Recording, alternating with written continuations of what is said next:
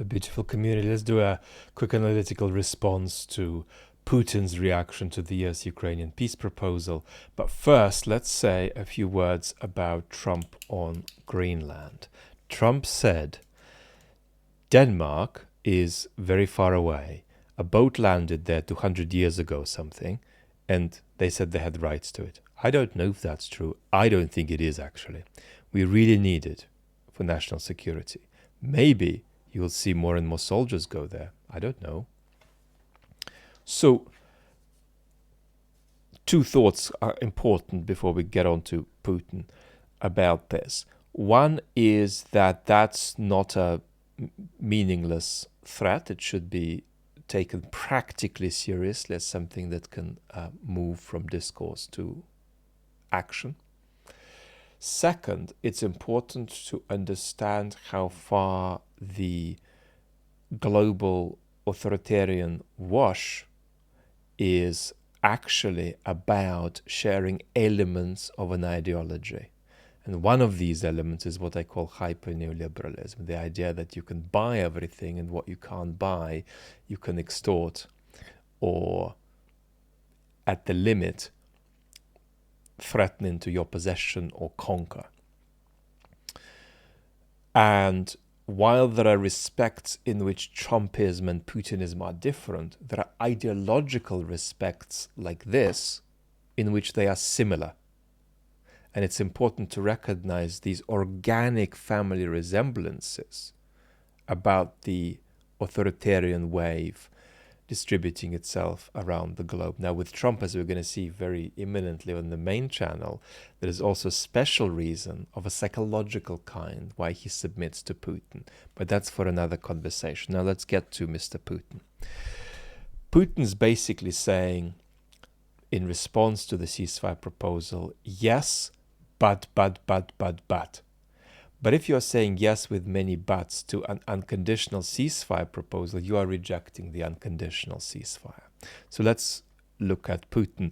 And I've very rapidly translated his remarks to keep it actually constructively clunky in the way that represents the Russian better.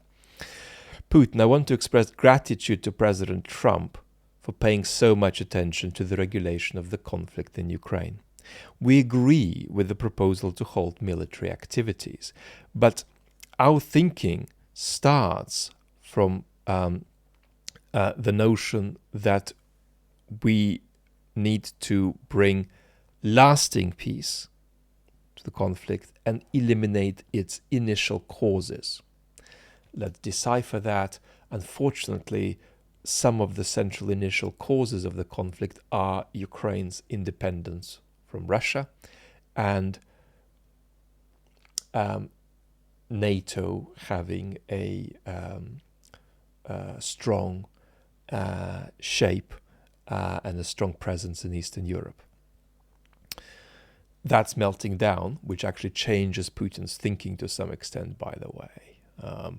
Putin still needs Ukraine, largely for regime security reasons, domestic regime security reasons, but he is less committed than he was before Trump came into power to Ukraine as a mechanism for propelling the West into some kind of downward spiral it wasn't going to take without that extra push from the Russians. The Russians now think that the West is in a downward spiral without that need of being propped forward into it. Putin goes on, if we stop military activities for 30 days, what does this mean? That everybody in Kursk just exits the territory uncontested? Are we supposed to release them from there after they committed a mass of crimes against innocent civilians? Or will the Ukrainian authorities tell them to fold their weapon and hand themselves in as prisoners of war? How will this go? It's not clear. So Putin is here expressing the wish that he should, that at least one obstacle for him to agree to a ceasefire is that he should evict Ukrainian forces out of the Kursk territory.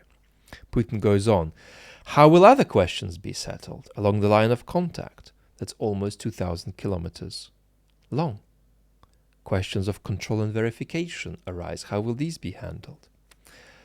How will the 30 days be used in terms of whether Ukraine just continues doing forced mobilization, whether it continues receiving arms supplies, whether mobilized soldiers in Ukraine continue receiving training? Will all of this or none of this be done?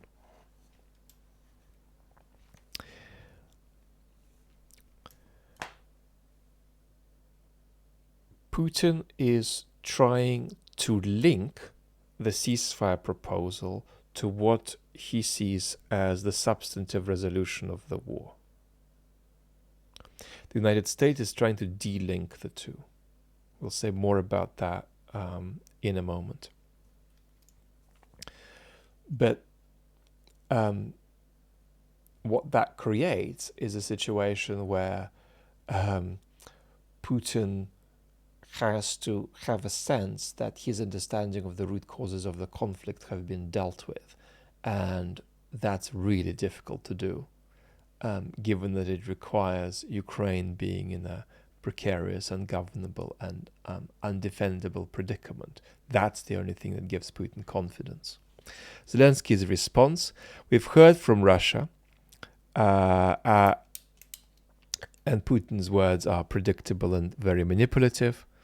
Putin is afraid to tell Trump directly that he wants to continue this war, but he does. The world is yet to hear a meaningful response from Russia, who are seeking to prolong the war and postpone peace as long as possible. We hope that US pressure will be sufficient to compel Russia to end the war. Now notice that is itself an ambiguous statement, because Zelensky is in a position where he is now trying to benefit from this ceasefire proposal, in part if the ball's in Russia's court and it looks like Russia is being reluctant. But what Zelensky doesn't want is a rapid acceleration of conversation about a more substantive resolution to the war. He doesn't want it because he's partly waiting out for some black swan event to occur that could take out Putin or Trump. He's partly waiting out because he wants to be as temporarily far away from a scenario where Ukraine is forced into resolution of the conflict that leaves it without security guarantees. And Zelensky also wants to stall because a difficult peace will require a difficult reckoning with the Ukrainian citizenry. So Zelensky is himself keen to push off the idea of trying to substantively resolve this as far as possible. Trump's response is, this is a very promising statement from Putin, but it's not complete, and we have to get over with the conflict fast. Now, Steve Witkoff is in Moscow talking to Putin now. What is he doing there? Well, his job is to de-link that Russian conflation of the ceasefire with what the Russians claim is a fundamental resolution of the war for them. If Witkoff sticks to that agenda quite sharply, he could do okay. But the more he is drawn out to the deeper waters of more substantive issues of resolution of the war from the Kremlin's point of view, the more he's going to be out of his depth, because Putin knows all the details, Putin has all the experience, and he's been doing this for 20 years. And Putin will to a degree be relishing this because he enjoys the notion of an emissary being sent to him to make negotiations.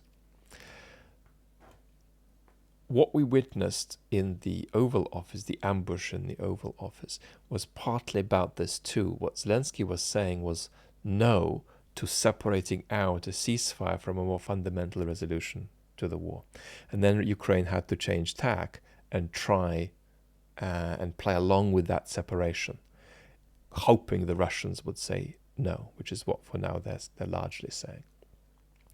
So now that Ukraine has formally recognized that differentiation between a ceasefire and a more fundamental resolution, the United States is turning, Trump administration is turning to the Kremlin and seeing if the Kremlin would recognize this division, and the Kremlin are stalling and adding 77 buts,